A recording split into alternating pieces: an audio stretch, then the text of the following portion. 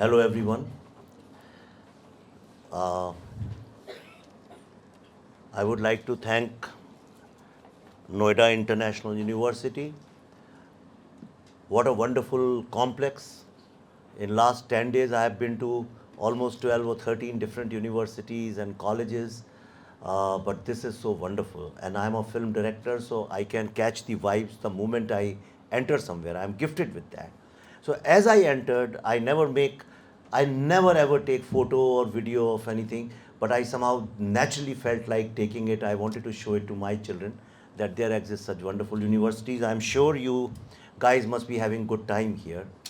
Um, Thanks to Professor Dr. Vikram Singh ji, a great inspiration, a great voice, motivator.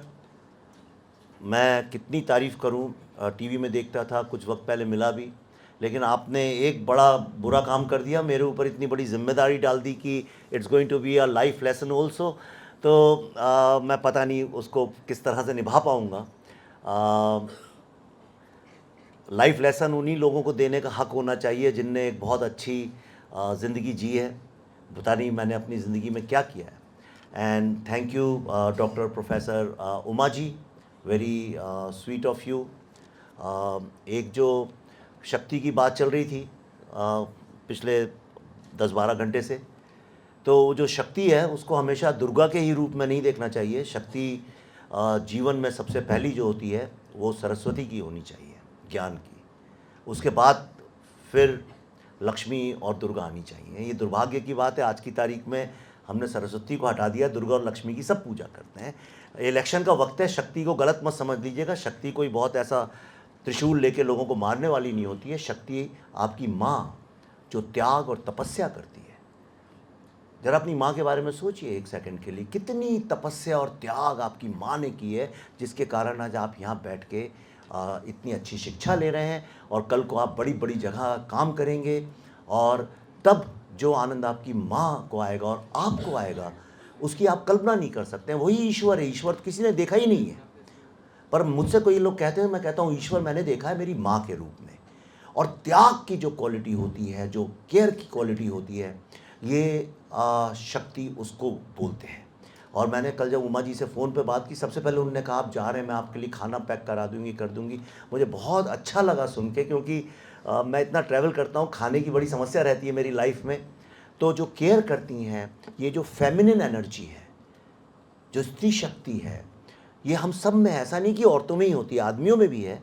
तो आदमियों को ये नहीं सोचना चाहिए कि ये लोगों की केयर करने का काम सिर्फ औरतों का जिम्मा है. ये गलत बात है, इसे चेंज करना चाहिए. एनीवे, पहले ये बताइए, मैं हिंदी में बोलूँ, इंग्लिश में बोलूँ, या क्या करूँ? हिंदी में बोलूँ? चलिए, बहुत अच्छा.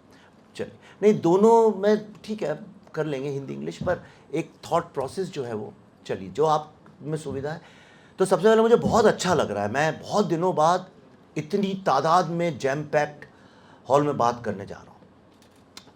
तो मैं ना तो फिल्म मेकर की तरह बात करूँगा आपसे, और ना ही मेरी कोई पॉलिटिकल आइडियोलॉजी है. लोगों को गलत फहमी है ऐसी, लेफ़्ट विंग, राइट विंग, मैं ऐसा कुछ नहीं. मेरा एक ही विंग है, वो है भारत विंग. उसके अलावा मेरा कोई और विंग नहीं है. और भारत जब हम बोलते हैं, एक तो मैं इंडियन नॉलेज सिस्टम, अब ये इतना फेमस हो गया ये टर्म, पर इससे मेरा एक प्रॉब्लम है. ये टेक्निकली गलत है. इसलिए गलत है कि ये इंडिया शब्द ही बहुत बाद में आया इस्तेमाल में. तो जब हम इस नॉलेज सिस्टम की बात करते हैं, तो किस नॉलेज सिस्टम की बात करते हैं? क्या इसमें मुगल आर्किटेक्चर भी इन्वॉल्व है? क्या इसमें कॉलोनियल नॉलेज भी इन्वॉल्व है? ये कट ऑफ लाइन कहाँ बनती है? कहाँ तक की नॉलेज को हम इंडियन नॉलेज सिस्टम मानते हैं? तो अक्सर मैंने देखा है, लोग जब इंडियन नॉलेज सिस्टम की बात करते हैं तो वो एंशिएंट नॉलेज सिस्टम की बात करते हैं कि भाई हमारे शास्त्रों में, पुराणों की नॉलेज की सिस्टम. लेकिन इंडियन नॉलेज सिस्टम में तो फिर जैनिज़्म की जो नॉलेज है वो आनी चाहिए, बुद्धिज़्म की भी आनी चाहिए, और कई सारे पंथ हैं जो नास्तिक हैं उनकी भी आनी चाहिए, अद्वैता की भी आनी चाहिए, द्वैता की, वो सब तो आती है. तो कहीं ऐसा तो नहीं है कि हम ये इंडियन नॉलेज, मेरी बात को ध्यान से सुनना, मैं कहाँ आपको बताना चाहता हूँ, जो हाइपोथेसिस आपको बताना चाहता हूँ, मकसद वो है मेरा. तो जब हम कहते हैं इंडियन नॉलेज सिस्टम, तो कहीं ऐसा तो नहीं है कि दुनिया को ये ना हम हिंदू नॉलेज सिस्टम बोल देंगे तो लोगों को लगेगा ये कम्युनल लोग हैं इसलिए हम इंडियन नॉलेज सिस्टम बोल रहे हैं।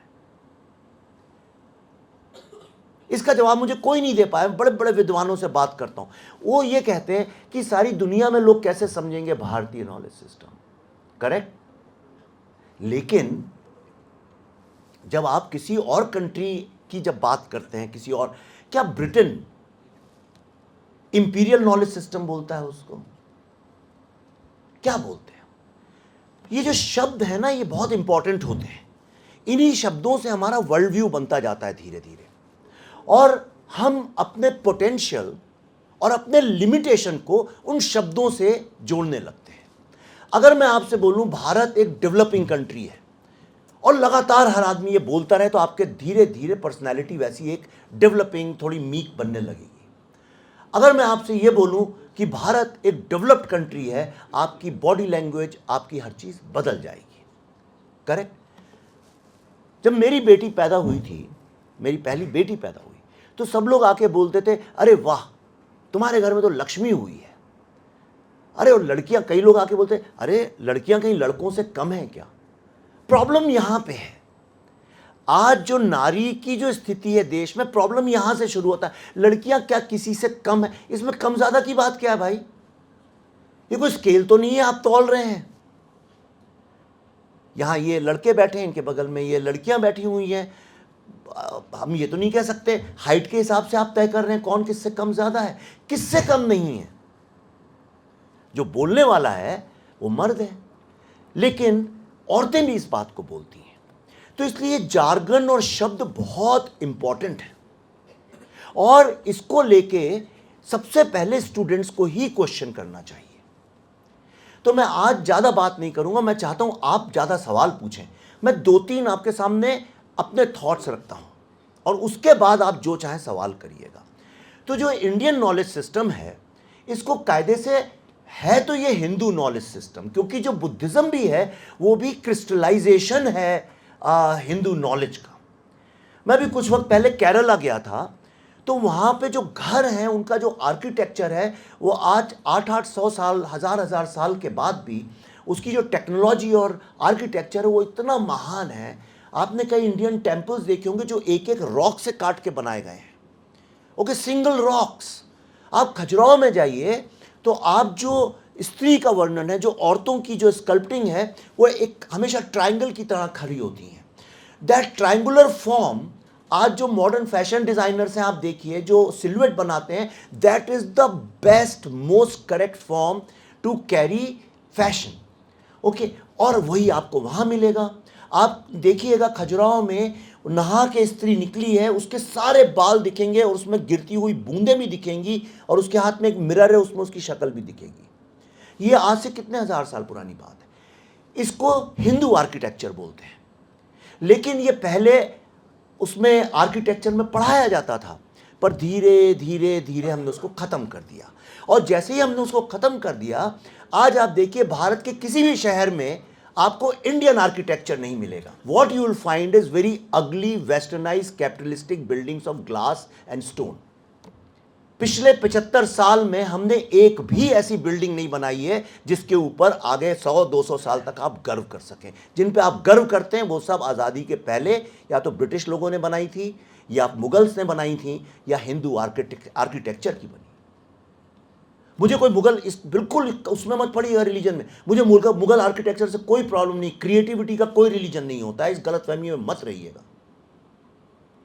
Mughal architecture, Mughal calligraphy is one of the best forms of arts in the world, unmatchable. British Gothic architecture has a very unique thing about it, but क्या हमने किया है? जितने अच्छे गार्डन्स इंडिया में हैं वो सारे के सारे आजादी के पहले के हैं, सारे। तो मुझे यह बताइए, ये जो अगली शहर देखते हैं आप, निकलिएगा, एस्थेटिक्स। आज इंडिया का सबसे बड़ा जो प्रॉब्लम है, पानी, गंदा पानी, गंदी हवा के अलावा एस्थेटिक्स है। हम जब कुछ कंज्यूम करते हैं तो हम सिर्फ खाना कंज्यूम करते हैं, हम कभी ये नहीं सोचते हमारे कान क्या कंज्यूम कर रहे हैं, हमारी आंखें क्या कंज्यूम कर रही हैं, हमारा दिमाग क्या कंज्यूम कर रहा है, क्योंकि हम लोग एक वेस्टर्न कॉन्सेप्ट में फंस चुके हैं जो माइंड और बॉडी को अलग अलग करके देखता है, कहता माइंड एंड बॉडी। आपने कभी सुना है स्टमक एंड बॉडी? नहीं ना। लंग्स एंड बॉडी सुना है? तो ये माइंड है कहां से? आप नहीं होते तो क्या माइंड रहता है? माइंड कोई ऐसी चीज तो नहीं है जो आपसे अलग है। It's not separate from you, ये तो आपके ही अंदर है। तो आप अपने दिमाग में जो डाल रहे हैं, तो ये जो जिसको हम इंडियन नॉलेज सिस्टम बोलते हैं, क्या आपको कहीं दिखता है? ये नहीं दिखता। इसलिए नहीं दिखता क्योंकि हमको यही नहीं पता है हमारी असली नॉलेज क्या है। हमने हर चीज को आज एक टीवी, सॉरी मैं थोड़ा, आपको मेरी बातें अच्छी नहीं लगेंगी सुनने में, जो लोग बहुत ज़्यादा रिलीजियसली और पॉलिटिकली सेंसिटिव हैं, राइट विंग लेफ्ट विंग वाले हैं, उनको शायद मेरी बात आहत भी करे, लेकिन एज अ स्टूडेंट आहत होना बहुत ज़रूरी है। You should be hurt as many times as possible in life. आपको मैं ये बताता हूँ, जिसको हम अपना ज्ञान बोलते हैं, नॉलेज बोलते हैं, वो है क्या? मैं महीने में 15-20 दिन घूमता हूँ, लोगों को बताता हूँ, सारे वर्ल्ड में जाता हूँ, बिकॉज मेरा ऐसा विश्वास है कि जो हिंदू फिलॉसफी है, और अगर यहाँ कुछ मुस्लिम या क्रिश्चियन बच्चे हैं तो बिल्कुल गलत फहमी में मत पड़िएगा। हिंदू फिलॉसफी का मतलब अगर आप उसको रिलीजन से जोड़ रहे हैं, वर्शिपिंग से, मेरा उससे कोई लेना देना नहीं है। मैं बात कर रहा हूँ, सारी दुनिया के लोगों ने कहा सिंध के इस तरफ जो लोग रहते हैं वो हिंदू हैं, तो मैं जो एक ग्लोबल कॉन्सेप्ट ऑफ हिंदू का है, मैं उस लेवल से ज्योग्राफिकल बात कर रहा हूँ। तो जो हिंदू फिलॉसफी है, ये वर्ल्ड की सबसे एडवांस्ड फिलॉसफी है, जिसको आज लेटेस्ट मोस्ट मॉडर्न साइंस जो है वो भी वहीं आके आज खड़ा हो रहा है। फर्क ये है कि वो धीरे धीरे डिस्कवर करते करते करते करते अब वहां पहुंच रहे हैं, और यही बात हमने कई हजार वर्ष पहले समझ ली थी। मैं आपको सिर्फ 2-3 चीजों के बारे में बताऊंगा, ज्यादा करेंगे तो घंटों घंटों बीत जाएंगे। सबसे पहला, आपने देखा होगा आजकल एक बड़ा फैशन है, आप लोगों से बात करिए तो कहते हैं कि मैं सनातनी हूं। क्यों है? क्योंकि सनातन धर्म है हमारा। अब ये धर्म क्या होता है और सनातन क्या होता है, इसके बारे में किसी को पता नहीं है। अब टीवी में लोग बकबक करते हैं तो लोगों ने सीख लिया है, और थोड़ा अच्छा सोशल मीडिया में लगा दो गेरुआ अपना भगवा झंडा और लिख दो सनातनी जय श्री राम, तो एक वैलिडेशन मिलता है। पर आप तो डम्ब होते जा रहे हैं, आपके दिमाग में तो मूर्खता घुसती जा रही है, आपको असली पिक्चर तो कोई दिखा नहीं रहा है। करेक्ट? देखो, सनातन धर्म कुछ नहीं होता है, हमारे पूरी जो बुनियाद है वो धर्म पे बेस्ड है। और धर्म का क्या मतलब होता है, ये शास्त्रों और पुराणों में जाने की जरूरत नहीं है। मुझे ये बताओ, अच्छी हवा होनी चाहिए कि नहीं होनी चाहिए? करेक्ट? तो किसी का धर्म होना चाहिए आपको अच्छी हवा देना। किसका धर्म होना चाहिए? जिसने वो जिम्मेदारी ली है और जिसने कहा है मैं आपको अच्छी हवा दूंगा, उसका धर्म आपको अच्छी हवा देना होना चाहिए। अगर वो अच्छी हवा नहीं दे रहा है तो एक देश के अच्छे नागरिक होने के नाते उस विषय में चिंता करना, आवाज उठाना आपका धर्म होना चाहिए। आज आप स्टूडेंट हैं, एज अ स्टूडेंट आपका जो धर्म है वो सिर्फ एक ही होना चाहिए, ज्यादा से ज्यादा सवाल उठाना, एक्सपेरिमेंट करना, सेल्फ लर्निंग करना, एक क्रिटिकल थिंकिंग रखना। सारी दुनिया क्या चाहती है कि आपकी क्रिटिकल थिंकिंग खत्म हो जाए, आप सोच ना सकें। कौन? कैपिटलिज्म भी यही चाहता है, क्योंकि जिस कॉर्पोरेट में आप जाएंगे उन्हें आपकी लॉयल्टी चाहिए, चाहिए कि नहीं चाहिए? जिस समाज में आप रहते हैं उनको आपकी लॉयल्टी चाहिए, चाहिए कि नहीं चाहिए? नहीं, तुम राजपूत लड़के हो, राजपूत लड़की हो, इसलिए तुम्हें ऐसे बिहेव करना चाहिए। तुम ब्राह्मण हो, तुम्हारा धर्म ये है। तुम उस जात के हो, तुम्हारा धर्म ये है। हम पंजाब वाले ऐसे होते हैं, हम साउथ वाले ऐसे होते हैं। हम लोगों ने तरह तरह के स्टीरियोटाइप क्रिएट करके we want you to follow those laws, right? इंसान का सबसे पहला धर्म जो है अद्वैता, जो हमारा जो हिंदू फिलॉसफी है, उसके हिसाब से एक ही धर्म है, to move from ignorance to knowledge, अज्ञान से ज्ञान की तरफ जाना। यहां जितने स्टूडेंट्स बैठे हैं, मुझे बताओ क्या ये बात सही है कि गलत है? इसका आप मुझे बताइए, किसी वेद या पुराण या शास्त्र या कुरान, इनसे कुछ लेना देना है? करेक्ट? ये है इंडियन नॉलेज सिस्टम, इंडियन चूंकि नाम लिखा है पर भारतीय नॉलेज सिस्टम।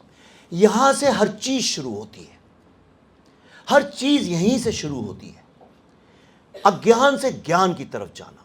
पूरी मैं महाभारत फिल्म बना रहा हूं अभी, तो जितने वर्जन्स हैं वी आर स्टडिंग, बड़े 2 साल से रिसर्च चल रहा है हमारा, जितने वर्जन हैं, एक ही बात मुझे समझ में आई उससे जो पढ़ के सारी की सारी, कि the only purpose of human life is to gain knowledge.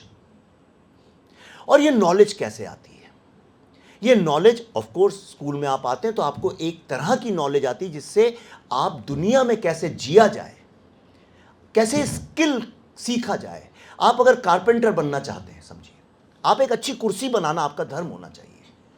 वो कुर्सी इतनी अच्छी होनी चाहिए कि कम से कम पैसे में बैठने वाले को ज्यादा से ज्यादा आराम दे और जो बहुत ड्यूरेबल हो। यही धर्म होना चाहिए उसका।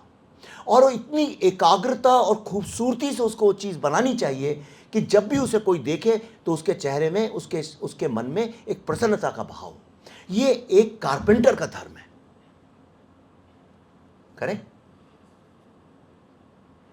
तो धर्म की परिभाषा उपासना, मंदिर, रिलीजन इनसे नहीं है।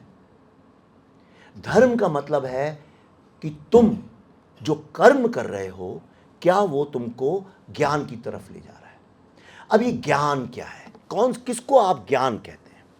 तो जब इंसान बना तो बेसिक एनिमल इंस्टिंक्ट पे हम जीते हैं। जब पैदा होते हैं आपको भूख लगी, आपने जाके खाना खा लिया, और भूख लगी और ज़्यादा खाना खा लिया। आज ओबेसिटी का प्रॉब्लम क्यों है बताइए? क्यों डायबिटीज़ का इतना प्रॉब्लम है? क्यों लोग सिगरेट पीना नहीं रोक पाते हैं? क्यों लोग शराब पीना नहीं रोक पाते हैं? क्योंकि वो एनिमल इंस्टिंक्ट पे जिंदा है। मन किया यार चलो आज पी लेते हैं, आज गम है पी लेते हैं, आज खुशी है पी लेते हैं, करेक्ट? हम अपने ही शरीर को खराब कर रहे हैं। मतलब आपके पास एक कार है फेरारी और आप उसको कहीं भी ठोक देते हैं, आप उसमें पेट्रोल की जगह डीजल डाल देते हैं, आप उसकी सर्विस नहीं कराते हैं। अब आप बताइए आप कैसे धार्मिक व्यक्ति हैं? तो जो व्यक्ति अपने शरीर का, जिसके अंदर आपका मन बसता है, जिसके अंदर आपका आत्मा बसती है और जिस शरीर के बिना आप कुछ नहीं कर सकते हैं, सबसे पहला धर्म, बाकी सब बकवास है, सबसे पहला धर्म है आपका अपने शरीर का ख्याल रखना, करेक्ट? क्योंकि आपका अगर शरीर ही सही नहीं है तो आप क्या कर सकते हैं? आज आप सब लोग यहां भारत में सबसे अधिक एनर्जेटिक कोई व्यक्ति आप देखते होंगे तो भारत के प्रधानमंत्री को देखते होंगे। उनके कामों को एक सेकंड किनारे करते हैं, उसमें पॉलिटिकल ओपिनियन आ जाती है तो पॉलिटिक्स को जरा किनारे रखते हैं हम यूनिवर्सिटी में। लेकिन एक चीज को तो वर्ल्ड में कोई भी नहीं डिनाई कर सकता, उनके दुश्मन भी, कि एनर्जी इस उम्र में हो तो ऐसी हो, करेक्ट? क्यों? क्योंकि वो अपने शरीर का ख्याल रखते हैं। मैं 24 घंटे काम करता हूं, मेरे घर में सब यही परेशान रहते हैं, अरे भागते रहते हो। ऐसा नहीं है, मेरे में उनसे 10 गुना ज्यादा एनर्जी है, क्योंकि मैं 24 घंटे मैं क्या खा रहा हूं, मैं क्या देख रहा हूं, मैं क्या पढ़ रहा हूं, इस बात का बहुत ख्याल रखता हूं। जब ये गंदे गंदे साइन बोर्ड्स देखता हूं लगे हुए सड़कों पे, पॉलिटिकल पोस्टर्स, ये मैं आंखें बंद कर लेता हूं, मैं देखता भी नहीं हूं। मैं क्यों अपने दिमाग के अंदर ये गंदे पोस्टर्स देख के क्यों अपने दिमाग को पोल्यूट करूं? ऐसी क्या कमी है पॉल्यूशन की? मैं इसको अपना धर्म समझता हूं। ये डे टू डे लाइफ में ये धर्म है। नंबर 1, आपके शरीर के अंदर क्या जा रहा है, आपके कान से क्या जा रहा है। जो गांधी जी के 3 बंदर थे बहुत अच्छे थे, ठीक है, उसका फिर हंसी मजाक उड़ा के हमने उसको खत्म कर दिया, बहुत अच्छा था। बुरा मत देखो, बुरा का मतलब ये नहीं कोई गाली दे रहा है, बुरा का मतलब गलत गंदा दृश्य वो भी मत देखो। ऐसी वो बात जो तुमको अपने लक्ष्य से इधर उधर कर रही हो वो बात मत सुनो, और वो कभी ऐसी बात मत बोलो जिससे दूसरा आहत हो। इसलिए हमारे यहां इंडियन नॉलेज सिस्टम, भारतीय नॉलेज सिस्टम में एक कॉन्सेप्ट है जिसका नाम है सत्य प्रिय वचन। सत्य भी बोलो तो इतने प्रिय तरीके से बोलो कि सामने वाले को बुरा ना लगे। ये आपका धर्म है। किसी का दिल तोड़ना आपका धर्म नहीं है, आपका धर्म लोगों के दिल जोड़ना है। तो सबसे पहली बात तो शरीर आ गई। इसके बाद दूसरा जो धर्म एज अ स्टूडेंट मैं आपको बता रहा हूं, आपका जो होना चाहिए, एक हमारे ही नॉलेज सिस्टम का कॉन्सेप्ट है शास्त्रार्थ। और ये एक ऐसी चीज़ है जो मैं देख रहा हूं आजकल धीरे धीरे उसका पतन हो रहा है, डिक्लाइन हो रहा है। डिक्लाइन कई कारणों से हो रहा है, आपकी भी गलती नहीं है। अगर आपको चारों तरफ से गुंडे घेर लें तो आप कब तक लड़ सकते हैं उनसे, राइट? वो देखिए मैडम बैठी हैं यहाँ पे, रेसलिंग की चैंपियन है, पर अगर आप बताइए अगर 25 गुंडे आपको घेर लें तो आप लड़ पाएंगे उनसे? आप नहीं, करेक्ट? आज समस्या क्या है इस विश्व की कि चंद लोगों ने, चंद lines of technology, social media जिसमें नंबर 1 है, फिर मीडिया जो है वो, फिर आसपास जो आपके मैसेजिंग है, आपको इतना घेर लिया है। क्योंकि आज की तारीख में जैसे एक वक्त में जमीन सबसे कीमती रिसोर्स होता था, उसके बाद सोना सबसे अधिक कीमती रिसोर्स बना, उसके बाद ऑयल सबसे अधिक कीमती रिसोर्स बना, करेक्ट? जिसके बाद तेल था वो अरबपति हो गए आज वो कंट्रीज। जंगल यानी वो रेगिस्तान था, आज देखिए क्या है वो। जब सोना आया कैलिफोर्निया में और जहां जहां आया वहां देखिए क्या क्या हो गया। जिनके पास ज़मीन थी वो ज़मींदार आज भी बड़ी बड़ी कोठियों में रहते हैं, ठीक है? आज की तारीख में आपको समझना, ये कोई स्कूल प्रोफेसर टीचर आपको नहीं बताएगा, ये मैं बता रहा हूं। आज की तारीख में सबसे ज़्यादा कीमती चीज़ है आपका दिमाग, योर माइंड। सारा सिलिकॉन में जो $बिलियन का रिसर्च हो रहा है वो सिर्फ इसी चीज़ पे हो रहा है, how to get your mind share. समझे आप? माइंड शेयर मतलब आपके दिमाग का हिस्सा, कैसे आपको इन्फ्लुएंस किया जाए, करेक्ट? इन्फ्लुएंस कैसे करें? अगर आप शास्त्रार्थ पे विश्वास रखते हैं, आप हर चीज पे सवाल पूछते हैं, जैसे मैं कुछ भी बोल रहा हूं, मुझे बहुत खुशी होगी खड़े होकर कोई स्टूडेंट ये बोले आपने जो कुछ भी बोला but how do you know that is true. आप एक ही सवाल जिंदगी में पूछना है आपको, यह आपका धर्म होना चाहिए, how do you know this. जब भी कोई आपको कोई बात बोले, बोलो how do you know this. कोई न्यूज आप पढ़ते हैं, कोई बोलता है कि भाई वहां वो आदमी ये कर रहा था इसलिए उसकी पिटाई कर दी, कोई बोले नहीं वो इसलिए कर रहा था वो कर दी। आप बस ये पूछे how do you know this mister times of India, how do you know this, correct? कोई आपसे बोलता है ये आदमी अच्छा है वो आदमी बुरा है, बस इतना ही पूछो how do you know this, correct? ये आपका धर्म होना चाहिए एज अ स्टूडेंट। लेकिन अगर आप ये पूछेंगे तो अगर कोई कैंपेन चल रही है, कोई ट्रेंड चल रहा है, तो आप अगर ये सवाल पूछेंगे तो ट्रेंड चलेगा कैसे? एल्गोरिथम सिर्फ नेगेटिविटी को प्रमोट करती है, सिर्फ, और कुछ करती नहीं। आप लिख लीजिए सुबह गुड मॉर्निंग, क्या बोलते हैं, जो मैं अभी बातें कर रहा हूं ये आप लिख के देख लीजिए, एक आदमी नहीं पढ़ेगा।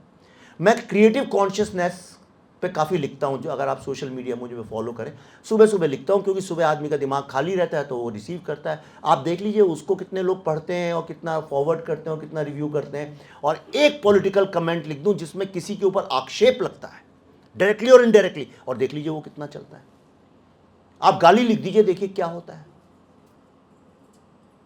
आप गुडनेस, अच्छी चीज की बात करिए, आप कहिए आज मैंने 4 बच्चों को, कुछ गुंडे पीट रहे थे, मैं जाके उनको बचाया, आज नहीं चलेगा, कोई नहीं देखेगा। आप लिख दीजिए 4 हिंदू बच्चों को 4 मुस्लिम बच्चे पीट रहे थे, मैंने उन्हें बचाया, और देखिए लाखों में आप करना हो जाए व्यूज, तो शाम को कुछ रिपोर्टर्स भी आ जाएंगे आपके घर इंटरव्यू लेने। नेगेटिविटी को, और ऐसा नहीं है इंडिया का, अमेरिका में ब्लैक और व्हाइट के प्रॉब्लम को कर रहे हैं, जहां ब्लैक एंड व्हाइट प्रॉब्लम नहीं, वहां इलीगल माइग्रेंट्स को लेकर कर रहे हैं, कहीं औरतों के वर्सेस कर रहे हैं, कहीं किसी ना किसी से लड़ाई करवा रहे हैं। सिलिकॉन वैली में they are dopamine labs, can you believe it? आप कितनी चारों तरफ दुश्मनों से घिरे हुए हैं, और इतने हम लोग इस लेवल पे आके खड़े हो गए हैं कि हम अपने असली दुश्मन को भी नहीं पहचान पा रहे हैं। हमारा दुश्मन बैठा है सिलिकॉन वैली में, और आप यहाँ टीवी में रोज रात को हिंदू मुस्लिम को लड़ा रहे हैं कि इन लोगों के बीच में प्रॉब्लम वहां नहीं है। आपका दुश्मन है $बिलियंस खर्च करके, आप भी गूगल कर लीजिएगा मेरे जाने के बाद, कोई इसमें ऐसी बात नहीं, मैं आपको कोई नई बात बता रहा हूं। They are dopamine labs. Dopamine lab क्या होता है? डोपामीन लैब ये होता है कि आप जब सोशल मीडिया में बार बार खोलते हैं उसको, एडिक्शन जैसे शराब के साथ होता है, तीसरे चौथे पांचवें पैक के बाद चढ़नी बंद हो जाती है तो आदमी और पीता है, फिर स्ट्रांग पीने लगता है, जो ड्रग्स के साथ होता है, जो सिगरेट के साथ होता है, जो सेक्स के साथ होता है। तो कोई चीज़ रेपिटेशन के बाद उसका इफेक्ट कम होने लगता है डोपामीन का, तो फिर और बड़ी डोज दी जाती है। That's what they do. जब उनकी एल्गोरिथम्स होती हैं तो फिर वो वापस अपने ऐप्स भेजते हैं डोपामीन लैब्स में, और वो डोपामीन लैब्स जो हैं फिर उसको और नेगेटिव बनाती हैं ताकि आप और एडिक्ट हो जाएं उससे। करेक्ट? जितने ब्रांड्स हैं दुनिया के, जितने ब्रांड्स हैं, सिर्फ हिंदुइज्म, इस्लाम और बुद्धिज्म या सिखिज्म सिर्फ यही ब्रांड्स नहीं है, ब्रांड्स तरह तरह के होते हैं। वो सारे ब्रांड्स चाहते हैं आप मुझे खरीदो। They are screaming buy me, buy me, buy me, buy me. और देखिए आज आपके पास 99% ऐसी चीजें होंगी घर में आपके पास जो आप कभी यूज भी नहीं करती होंगी, साल में एक बार देखा भी नहीं होगा उनकी तरफ, लेकिन आपके घर में होंगी। आपके दिमाग में वो थॉट्स, वो चीजें, अननेसेसरी इंफॉर्मेशन होगी जिसका आपको कुछ लेना देना नहीं है, जिससे आपके जीवन में 1% कोई फायदा नहीं होता उससे। आप अपनी पूरे दिन में 90% ऐसे काम करते होंगे जिसकी आपको कोई जरूरत ही नहीं है करने की। मैं एडवर्टाइजिंग का बंदा हूं। Everybody wants your mind share. Your mind today is the most vulnerable and threatened entity, और हर आदमी चाहता है कैसे आप सवाल ना पूछें, आप डम्ब हो जाएं। इसे कहते हैं डम्बिंग डाउन। सिनेमा में सिस्टमैटिकली किया जाता है, एडवर्टाइजिंग में सिस्टमैटिकली किया जाता है। कोई एडवर्टाइजिंग का स्टूडेंट होगा, थ्योरी में पढ़ाया जाता है how to dumb people. Film making में सिखाया जाता है हाउ टू डम्ब पीपल। और पॉलिटिशियंस तो अगर डम्ब लोग नहीं होंगे तो वो जिंदा कैसे रहेंगे? रिलीजियस गुरुज, मोटिवेशनल गुरुज, अगर आप डम नहीं होंगे तो आपको इनकी जरूरत ही क्यों पड़ेगी? एक हेल्दी आदमी डॉक्टर के यहाँ जाएगा ही क्यों? करेक्ट? ये एक बहुत बड़ा माफिया है, ये एक बहुत बड़ा माफिया है, ये एक बहुत बड़ा नेक्सस है, पर ये दुनिया की रियलिटी है।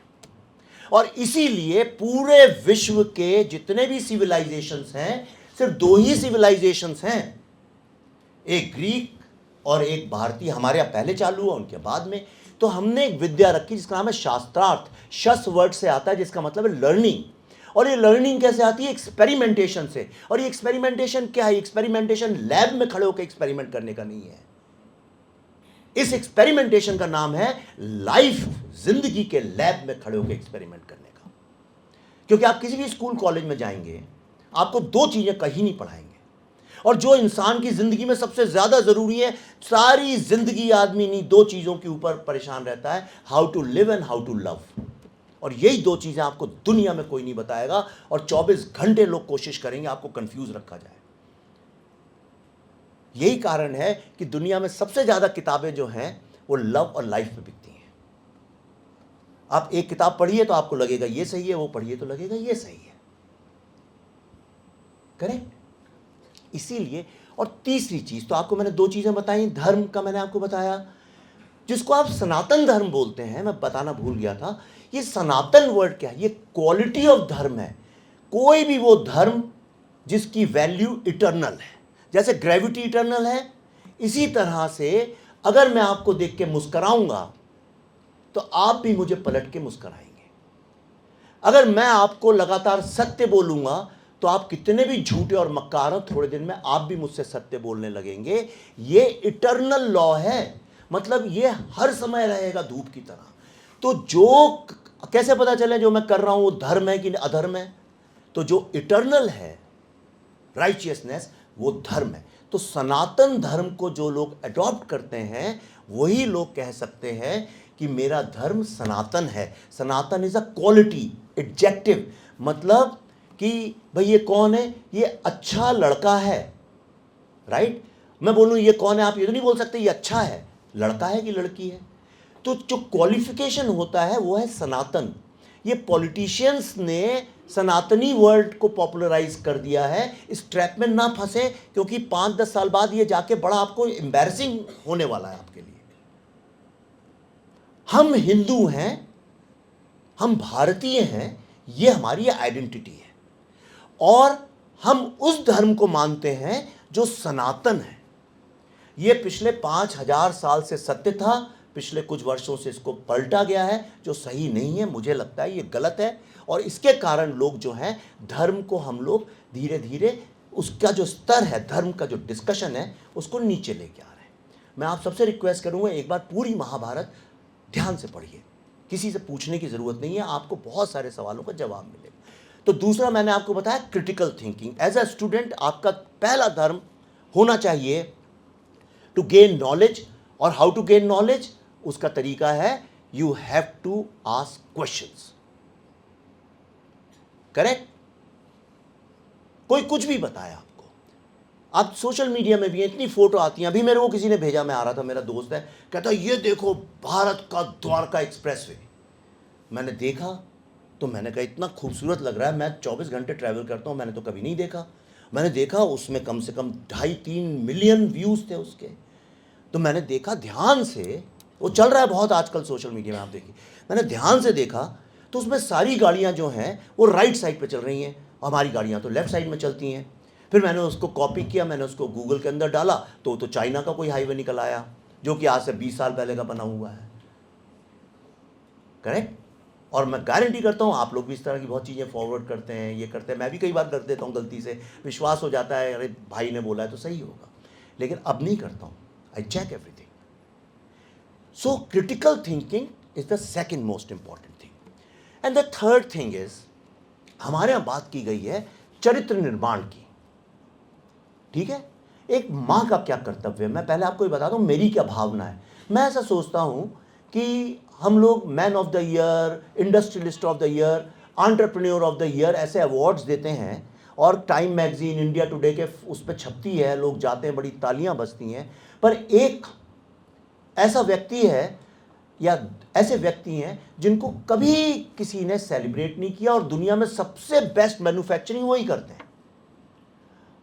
बाकी देश में भी करते होंगे, लेकिन मैं जिनको जानता हूं उनकी बात कर रहा हूं, वो हैं आपके माँ बाप। किस लेवल का त्याग और तपस्या इस जनरेशन तक तो माँ बाप करते आए हैं, आगे पता नहीं मुझे क्या होगा, पर जहां तक मुझे दिख रहा है ऐसा एक भी व्यक्ति है यहां पे बैठा हुआ जो ये कह सके मेरे माँ बाप ने मेरे को बनाने के लिए त्याग नहीं किया है। कोई तो हाथ उठाओ, है कोई? दुनिया में सबसे कठिन कोई चीज अगर करनी है, सबसे कठिन, वो है त्याग। क्या आप अपने माँ बाप के लिए उतना त्याग कर सकते हैं जितना उन्होंने आपके लिए किया है? वो माँ जो खुद अच्छा खाना नहीं खाती, आपको खिलाती है, जो खुद अच्छी साड़ी नहीं पहनती, मेकअप नहीं करती, फिल्में देखने नहीं जाती। आप बोलो माँ बीमार हो, चलो डॉक्टर क्या कहती, नहीं नहीं नहीं हम ये खा लेंगे, वो चूरन कर लेंगे, ये कर लेंगे, फलाना हल्दी खा लेंगे, ठीक कर लेंगे अपने आप को। क्यों? इसलिए नहीं कि उसे नहीं पता है डॉक्टर के जाने से उसे फायदा होगा, पर उसे लगता है डॉक्टर के जाऊंगी तो खर्चा होगा, एक दवाई बताएगा, ये टेस्ट बताएगा, थोड़ा कर करा के काम चला लेते हैं, ये पैसा बच्चे के काम आ जाएगा। यह है त्याग। अपने अरमानों को, अपने एम्बिशंस को, अपनी महत्वाकांक्षाओं को दबा देना किसी और के चरित्र के निर्माण के लिए। हिंदुस्तान में आपको कितनी माएँ मिलेंगी, जगह जगह सक्सेसफुल हो, एरोनॉट्स हो, आर्मी में हो, किसी भी फिल्मों में हो, बच्चे होते हैं काम छोड़ देती हैं। कौन कर सकता है ये काम? अपना लाइफ का एम्बिशन, पूरी जिंदगी एक बच्चे के चरित्र के निर्माण के लिए दे देना, यह है इंडियन नॉलेज सिस्टम। हमने ये माना है, जिसको आज नेशनलिज्म आप लोग बोलते हैं और सारी दुनिया गाली देती है हमें नेशनलिज्म को लेके, क्योंकि वो उस नेशनलिज्म को जोड़ते हैं हिटलर के नेशनलिज्म से।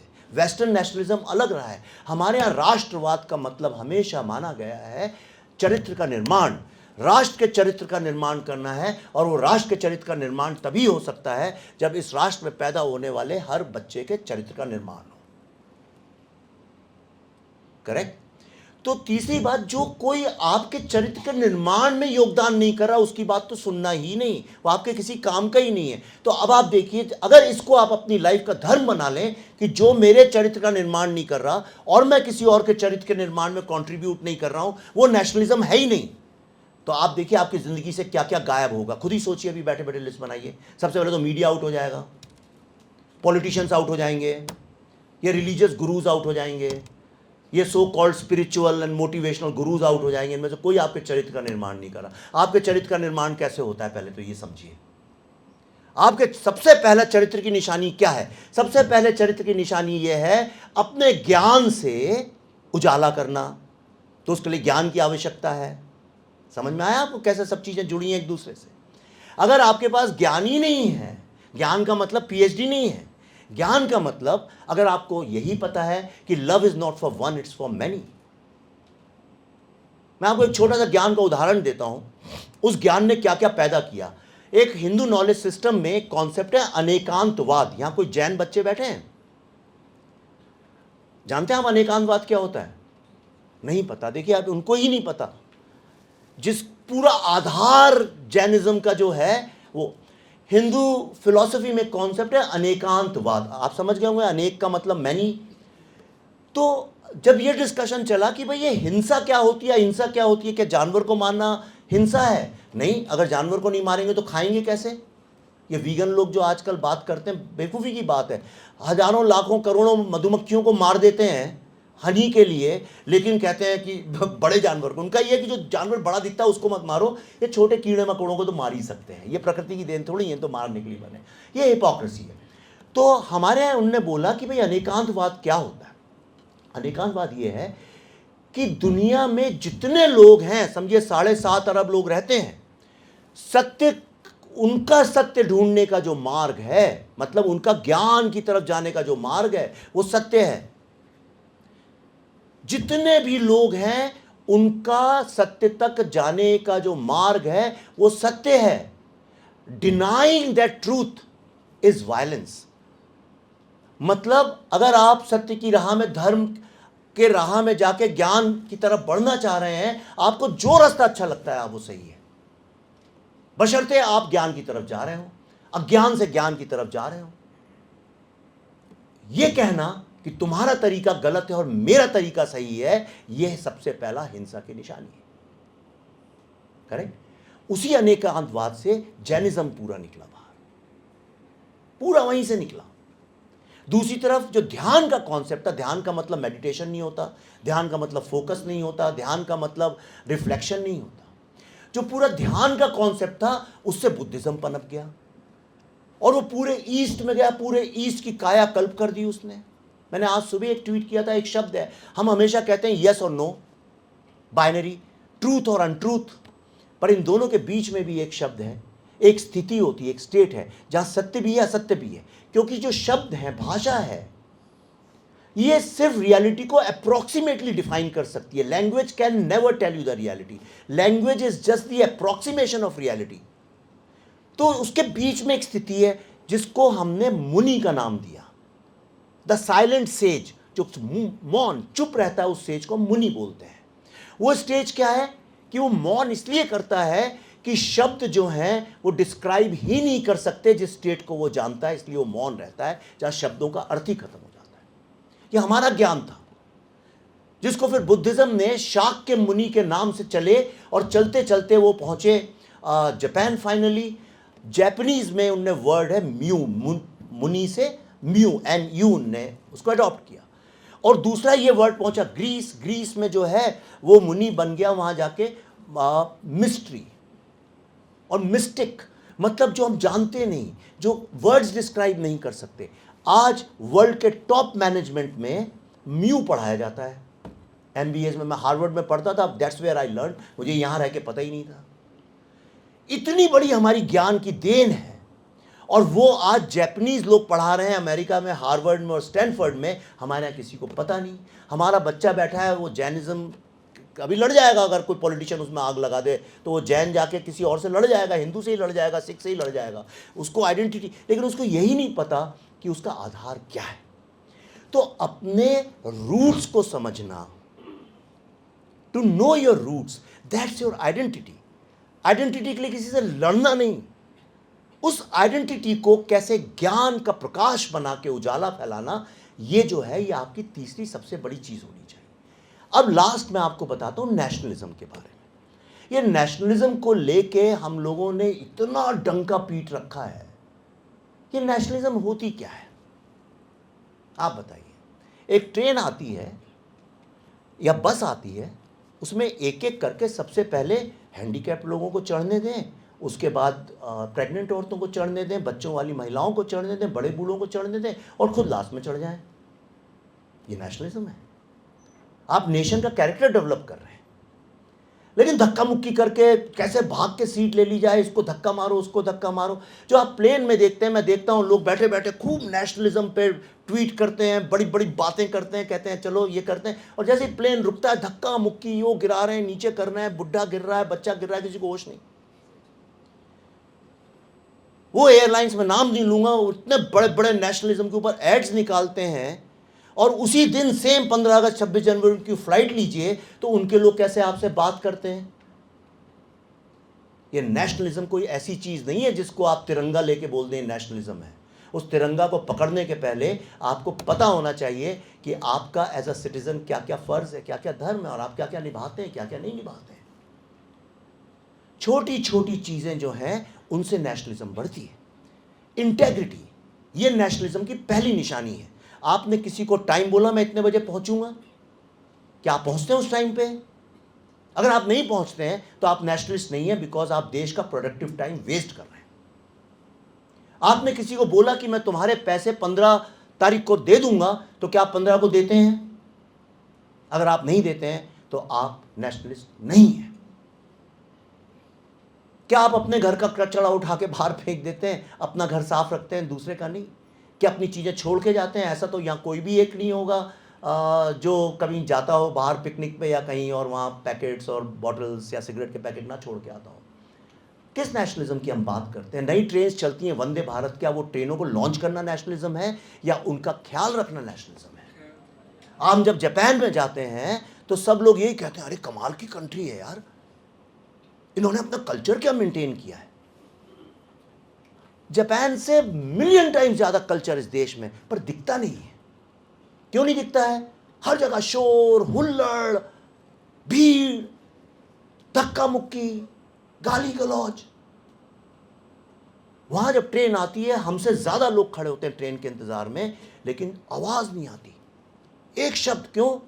उनको ये लगता है कि हम शोर करेंगे तो दूसरा डिस्टर्ब हो जाएगा, वो डिस्टर्ब हो जाएगा, उसे जाके काम करना है तो वो इरिटेट होकर अगर काम में पहुंचेगा तो काम अच्छा कैसे करेगा, काम अच्छा नहीं करेगा तो हमारा देश की प्रोडक्टिविटी कैसे बढ़ेगी, प्रोडक्टिविटी नहीं बढ़ेगी तो देश कैसे उन्नति करेगा। हमारे यहाँ प्रॉब्लम ये है कि आपको सब लोग जो हैं, कोई पॉलिटिशियन, कोई रिलीजियस लीडर, कोई आपको नहीं बताता कि जो शब्द का हम इस्तेमाल कर रहे हैं, धर्म, नेशनैलिटी, नेशनलिज्म, कल्चर, आइडेंटिटी, शास्त्र, पुराण, इसका अर्थ क्या है?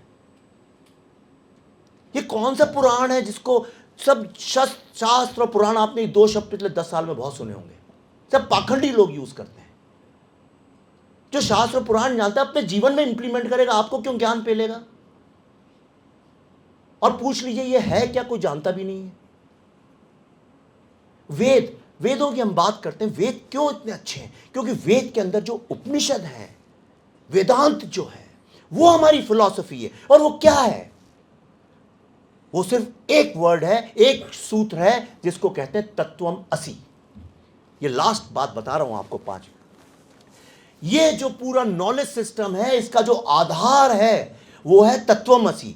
इसको समझ लीजिए आप, सारी दुनिया में आज डुअलिटी है, तुम ये हो मैं ये हूं, तुम ये हो मैं ये हूं, और लड़ाई चल रही है। आप हमारे यहाँ नहीं, सारी दुनिया में चल रही है। अब तो इलेक्शन टाइम में किस कदर की सब लोग सुन रहे हैं मुझे, मैं जानता हूं इस खत्म होने के बाद क्या करने वाले हैं। बाहर निकलेंगे, अपना फोन लगाएंगे, इधर का उधर, इधर का उधर, और जो लड़ाई मारा पीटी और जो चल रहा है दुनिया में इतना, उसमें और आग लगा देंगे।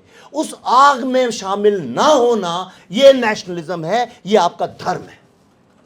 अब बताओ कितने लोग धार्मिक हैं यहाँ? अब मुझे बताओ कितने लोग अब ईमानदारी से सरस्वती को साक्षी मान के अपने दिल पे हाथ रख के, हाथ उठा के, वो आदमी हाथ उठाए जो कहे मैं धार्मिक हूं या मैं सनातनी हूं। उठाएं। अब वो लोग हाथ उठाएं जो कहे मैं नेशनलिस्ट हूं, ट्रू नेशनलिस्ट हूं। आप 100% नेशनलिस्ट हैं? हां,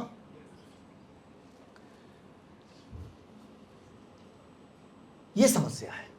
हम सब लोगों ने एक ओढ़ा हुआ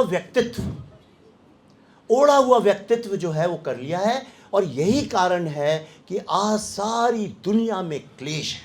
और इस क्लेश को सॉल्व करने का एक ही तरीका है, और वो सिर्फ हमारे पास वो कुंजी है, वो हमारे पास वो नॉलेज है जो कहती है तत्वम असि, वननेस।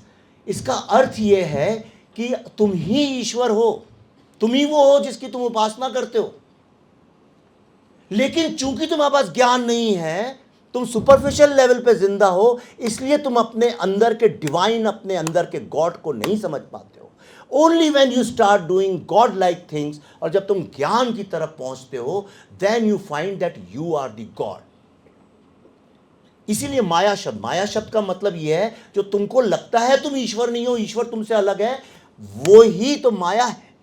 जैसे आप ये सोने का बैंगल पहन रखा है उन लड़कियों ने, वो बैंगल, मैं पूछूंगी क्या पहना है बेटा, तुम बोलोगी बैंगल, लेकिन मैं कहूंगा ये तो सोना है। समझ में आया? जो बैंगल पहना है वो गोल्ड है। तो गोल्ड इज द ज्ञान। ये जो है कि ये बैंगल है इज ज्ञान, क्योंकि इसका एक लेबल है, फॉर्म है, मैंने नाम दे दिया इसको, इसलिए आपको लग रहा है ये अलग है। तो मैंने जैसे ही बोल दिया विवेक अग्निहोत्री, मैं ईश्वर से अलग हो गया, मैं ही तो वो ईश्वर हूं। अब मैं to finish it, quantum physics आज जो है, पार्टिकल साइंस जो है, वर्ल्ड की जो लेटेस्ट साइंस एंड डिस्कवरीज हैं, वो क्या कहती हैं? वो भी तो यही कहती हैं कि जो the power of the smallest particle in your body, आपका जो सेल, उसमें जो पावर है that is equal to the power of the entire cosmos. मतलब उसमें भी वही ताकत और क्षमता है जो कि जिसको आप ईश्वर मानते हैं, उसकी जो क्षमता है। यू आर द कॉस्मोस, तुम ही तो वो सृष्टि हो। शिवा तुमसे अलग नहीं है, तुम ही तो वो शिवा हो। किस मंदिर में जाने की जरूरत है तुम्हें? तुम ही तो वो मंदिर हो। तो इसके लिए do god like things, and the only god like things is धर्म। धर्म means moving from ignorance to knowledge. मैं आपसे जब आज बात कर रहा हूं, मैं ऐसी बातें कभी नहीं करता, आज पहली बार मेरी कोई स्पीच सुन ली मैं कभी। और मैं आपका हाथ जोड़ के निवेदन करता हूं, एक प्रोफेसर ही इतनी अच्छी शिक्षा दे सकता है जिनका खुद का चरित्र बहुत स्ट्रांग हो। आपने मुझ पर जिम्मेदारी डाली तो मुझे ऐसा लगा कि मुझे इधर उधर की खुश करने वाली बातें, तालियां पिटवाने वाली बातें नहीं करनी चाहिए। वो मैं करूं तो आप 1 घंटा ताली ही बजाते रहेंगे, वो बड़ा ईजी है, करेक्ट। लेकिन this is what you should do. To end, मैं आपसे एक ही लास्ट में एक बात कहना चाहता हूं, बिलीव इन योर सेल्फ। आपको किसी कहीं जाने की जरूरत नहीं है। एक मुल्ला नसरुद्दीन हुआ करते थे। मुल्ला नसरुद्दीन जो थे, वो एक टर्किश फिलोसोफर था जो खुद अपने ऊपर मजाक उड़ाता था, खुद को डम बताता था और बड़ी बड़ी कॉम्प्लेक्स फिलोसफीज को आपके सामने लाता था। तो एक दिन मुल्ला नसरुद्दीन एक लैंप पोस्ट के नीचे खड़े होके कुछ ढूंढ रहे थे। तो गांव वाले निकले, उन्होंने कहा मुल्ला क्या ढूंढ रहे हैं? तो मुल्ला ने कहा यार घर की चाबी खो गई है, वो ढूंढ रहा हूं। तो गांव वाले ने कहा मैं मदद करा देता हूं, मैं भी ढूंढता हूं आपके साथ। तो लैंप पोस्ट के नीचे होके गांव वाला आ गया, फिर दूसरा आया, फिर तीसरा, धीरे धीरे पूरा गांव आ गया और मुल्ला के घर की चाबी ढूंढने लगा। फिर सुबह हुई, धूप निकली, रोशनी हो गई, पूरा गांव जो है वो धूप से जगमगा गया। मुल्ला वहां से निकल के जाने लगे। किसी ने कहा अरे मुल्ला आपकी चाबी ढूंढ रहे हैं, आप कहाँ जा रहे हैं? कहने लगे चाबी लेने। कहने लगे चाबी लेने कहाँ? कहने लगे इसका क्या है मियाँ कि वो चाबी जो थी ना वो पीछे बगीचे में खो गई थी, तो मैं वहां उठाने जा रहा हूं। तो कहने लगे तो फिर रात भर हम यहां क्यों ढूंढ रहे थे? कहने लगे रोशनी तो यहां पे थी, वहां अंधेरा था। थैंक यू, आप समझ गए, बड़ी अच्छी बात है।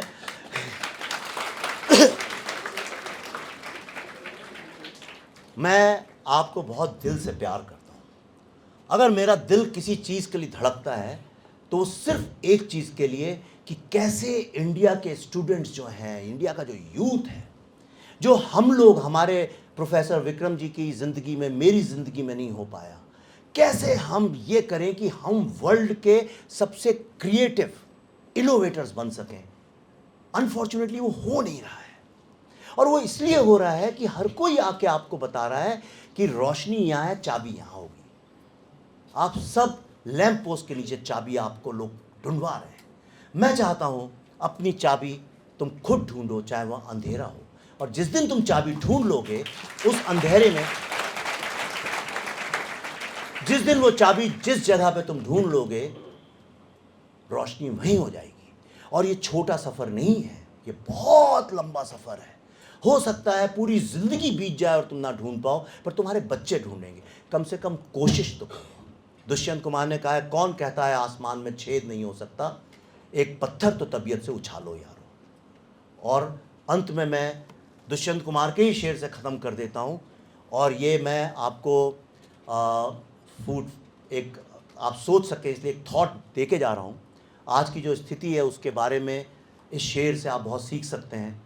एंड बिलीव यू मी, अगर इस शेर को ध्यान से सुनेंगे तो हो सकता है आपको सत्य और असत्य के बीच में, ज्ञान और अज्ञान के बीच में कुछ फ़र्क नज़र आए। दुष्यंत कुमार ने लिखा था सन 1973-74 में, बड़ा मैं उनके करीब था, उनके बच्चे और हम सब बड़े हुए साथ में। दुष्यंत कुमार ने लिखा था, इतने इश्तहार चिपके हैं दीवार पे कि कोई दरार नज़र नहीं आती। मतलब समझ में आया कुछ? सोचना, पढ़ना इसके बारे में। इश्तहारों को मत देखो, दरारों को ढूंढो और अपने ज्ञान से उन दरारों को बढ़ो, दरारों को ठीक करो। यही नेशनलिज्म है, यही धर्म है, यही भारतीयता है। Thank you very much.